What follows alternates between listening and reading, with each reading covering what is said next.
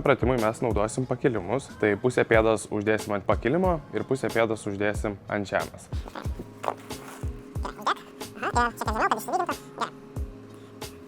Tai dabar šiek tiek sulenksim kelius, iš lėto pasuksim dubenį, rankas ištiesim į priekį ir iš lėto iškvėpsim orą per burną.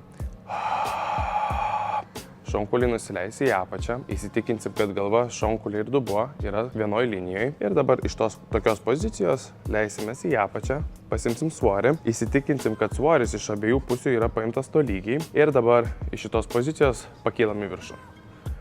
Ok.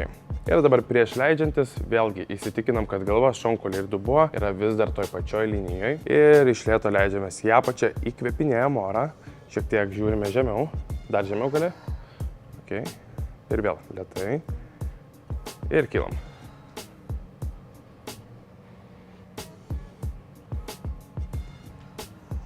Gerai.